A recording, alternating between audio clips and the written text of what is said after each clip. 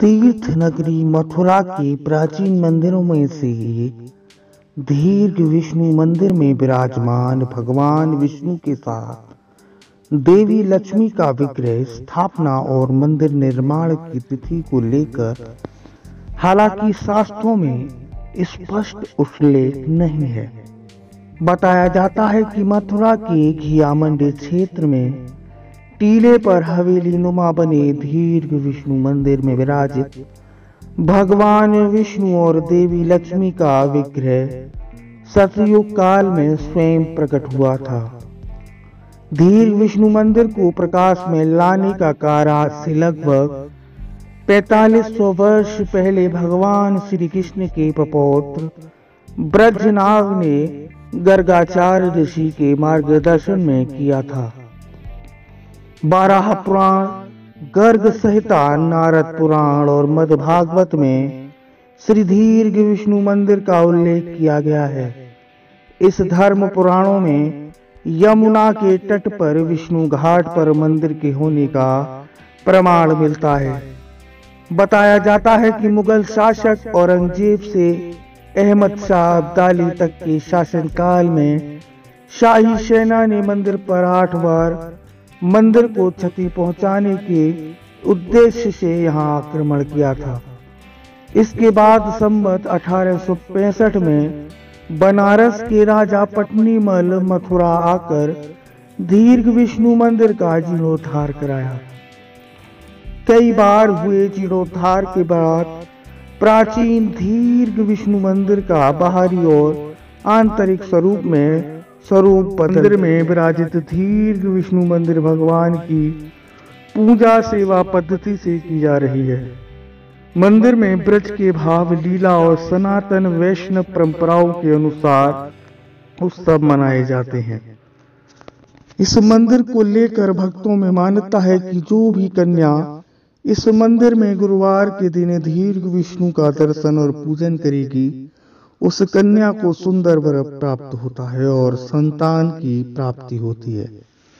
तो आइए जानते हैं मंदिर के पुजारी से मंदिर के महत्व के बारे में।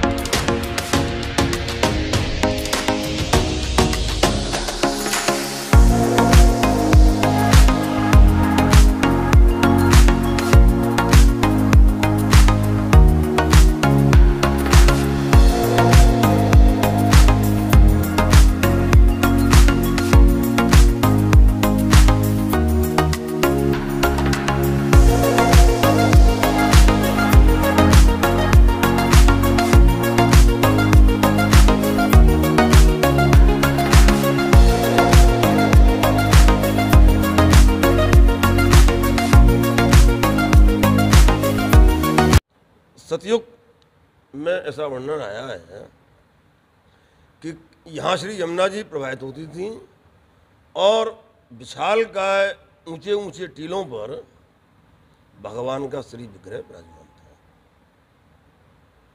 12 पुराण के अनुसार देवता उस काल में भी यहाँ भगवान के पास मध्याह्न काल में आते थे, जैसे प्रातःकाल विश्राम घाट पे आते हैं।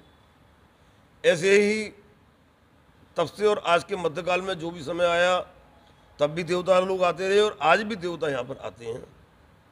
हम लोग तो यहाँ भगवान की श्री चरणों की सेवा करते हैं। कभी कभी इस सुखानुभूति की कृपा हो जाती है।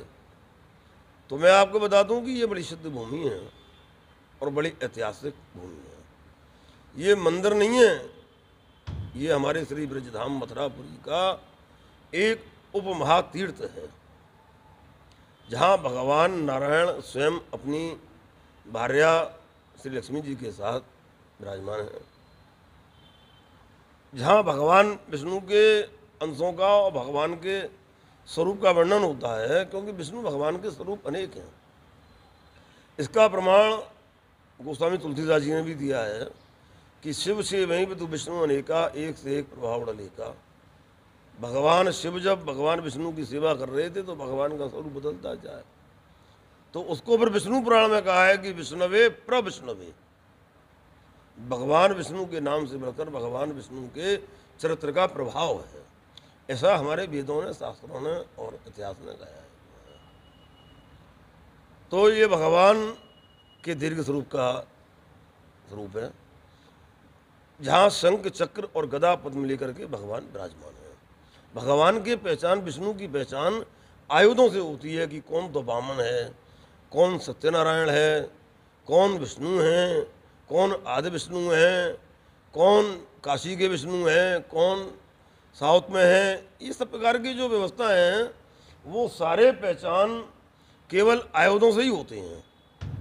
तो दीर्घ विष्णु भगवान की पहचान शंख चक्र और गदा पद्म से होती है।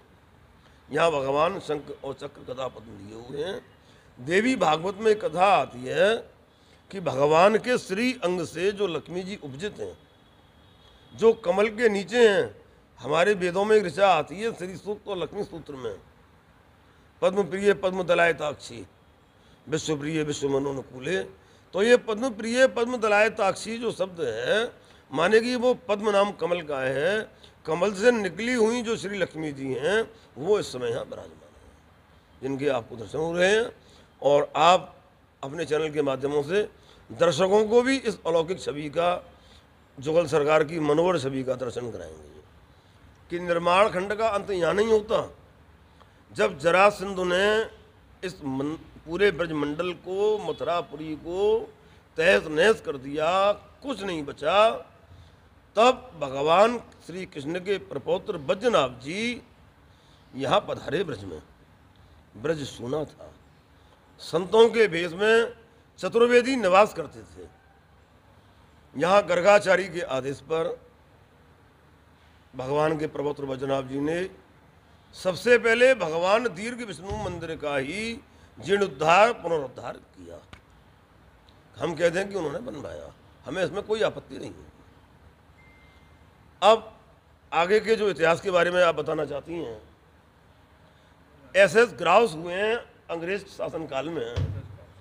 एक एसएस ग्राउस हुए हैं हमारे अंग्रेज कलेक्टर, और उन्होंने अपनी एक किताब में लिखा है कि सन 1017 में महमूद गजनवी ने जो है वो इस मंदिर पर आक्रमण किया। सन 1516 में सिकंदर लोदी ने भगवान श्री दीर्घ विष्णु के इस पावन पवित्र मंदिर पर आक्रमण किया। ऐसा ही नहीं, आगे के क्रम में सन 1669 में औरंगजेब ने जब ब्रजमंडल के तमाम अनेकों मंदिरों को तहस नहस कराया, उसमें सबसे पहले औरंगजेब ने दीर्घ विष्णु मंदिर को लिया। उसके बाद में जब अहमद शाह अब्दाली ने 1757 में और 1757 में ही 1 मार्च को अहमद शाह अब्दाली ने इतना बड़ा आक्रमण किया इस मंदिर पे कि चतुर्वेद समाज के लोग जो सामने रहते थे, जो इस मंदिर के आसपास भी रहते थे, जहाँ आज आपको मुस्लिम बस्ती दिख रही है, उन चतुर्वेदियों के कत्ल के भी श्राद्ध, उन चतुर्वेदियों के कत्ल के श्राद्ध जो 1 मार्च को होती है होली पर, वो आज भी हमारे चतुर्वेदी परिवारों में होते हैं। अंग्रेजों के शासनकाल में जब अंग्रेजों ने इस पर आक्रमण किया तो ये हिंदू लॉबीज का एक ठिकाना बना हुआ था। कहने का तात्पर्य है कि महमूद गजनवी से लेकर के महमूद गजनवी तक, सिकंदर लोदी तक, अब्दुल्ला साहब अब्दाली तक 8 बार आक्रमण हुआ। इसी यवन काल में यहाँ रामानंदाचार्य जी बता रहे थे, आप हमारे श्री हनुमान जी का फोटो अवश्य लें, उनके एक हाथ में तो गदा है और एक हाथ में संजीवनी है। श्री रामानंदाचार्य जी ने यहाँ हनुमान जी की स्थापना की। पुराणों की बातों को धारण करते हुए चैतन्य महाप्रभु जी ने ये बड़ी अल्प आयु प्राप्त की, और उस अल्प आयु में भी उन्होंने यहाँ लगभग 18 महीने आकर के अपनी तपस्या की। आज इसका प्रैक्टिकल उदाहरण है कि भगवान श्री दीर्घ विष्णु मंदिर का जितना भक्त साउथ और इस्कॉन से आता है, इतना शायद अन्यथा नहीं आता। वैष्णव कुल के आचार्य महापुरुष श्री वल्लभाचार्य जी ने जो है, जब ये देखा कि मध्याह्न काल में यहाँ देवता आते हैं, तो फागुन के होली के दिन हमारे भगवान श्री नारायण से यहाँ आकर के होली खेली। इसीलिए ये वल्लभ कुल की जो आपके परिक्रमा है, अंतर्ग्रही परिक्रमा, उसका ये मोटा मंदिर बोला जाता है, ये प्रधान मंदिर बोला जाता है, क्योंकि महापुरुष श्री वल्लभाचार्य जी ने यहाँ आकर के होली खेली। मैं तो आपके दर्शकों को एक बात बताना चाहता हूँ, वो कभी फिर दोबारा आप लोगों से ये पूछवाएं कि ऐसा कौन हुआ जो इस मंदिर पर नहीं आया, और इसका कौन आक्रामक, चाहे वो मुस्लिम हो, चाहे वो अंग्रेज हों, गोले जिन्होंने कब्जे किए, कार्य लोग, सबने मंदिर को तहस नहस किया। लेकिन हमारे भगवान श्री दीर्घ विष्णु की जो आभा आप आज भी देख रहे हैं, जिनके श्री शरीर पे जो मात्र अलसी के पुष्प के समान आपका शरीर धारण है, आपके श्री मुखारविंद पर करोड़ों कोट कोट चंद्रमाओं की लालमा हमेशा प्रकट रहती है, उनके इस प्रभाव से इतने आताताई इस मंदिर पर कभी अपनी फतेह नहीं पा पाए। एकादशी है जिस पे भगवान ने अवतार लिया और दीर्घ रूप धारण किया। वैशाख शुक्ला द्वादशी को भगवान का अवतार दिवस माने कि पाठोत्सव पर्व होता है। यहाँ अधिकांश लोग अपने विवाह संकल्प को लेकर के आते हैं, अपने आर्थिक समस्या को लेकर के आते हैं, जो भगवान की पूजा इत्यादि करने से सफल हो जाता है। उसके बाद में भगवान का एक एकादशी का पर्व होता है। तो 12 मास की जितनी भी एकादशी होती हैं, वो सभी एकादशी भगवान की बड़े सानिध्य पूर्वक और सानिध्य से मनाई जाती हैं। एक बात, हमारे सनातन और हमारे विष्णु मान्यताओं के अनुसार कुछ हमारे अभिषेक भी नियत हैं, जिसमें दूध, घी, शहद और आपके बूरा, ये सभी चीज़ आती है। तो ये हमारे यहाँ साल में 5 होते हैं। एक हमारे यहाँ ज्येष्ठाभिषेक होता है, ये हमारे बड़े विशेष पर्व होते हैं। भगवान का अभिषेक करवाने से हमारी ऐसी मान्यता है कि पुत्र प्राप्ति होती है। जो भगवान पे एकादशी की सेवा करते हैं, वो दीर्घायु तक उनके वैवाहिक प्रणय सूत्र बंधन रहते हैं। महिलाएं अखंड सौभाग्यवती होती हैं। भगवान का जो द्वादशी का पर्व होता है, ये पुरुषों के लिए बताया गया है। जो भगवान विष्णु, जो पुरुष भगवान विष्णु की व्रत करते हैं द्वादशी का, उनको पौरुषत्व की प्राप्ति होते हुए एक लंबे समय तक, चिरायु तक पुत्र पौत्राधिक और वंशानुगत उनको पुत्रों की प्राप्ति होती है, उनके वंश चलते हैं जो भगवान की द्वादशी का व्रत करते हैं। क्योंकि भगवान की द्वादशी में शिवांश होता है। जैसे शिव की त्रयोदशी में भगवान विष्णु का विषांश होता है, ऐसे ही शिव की द्वादशी में भगवान शिव का शिवांश होता है। इसलिए भगवान की द्वादशी का व्रत करने से भी पुत्र प्राप्ति के लिए बड़े अनुकरणीय फल प्राप्त होते हैं।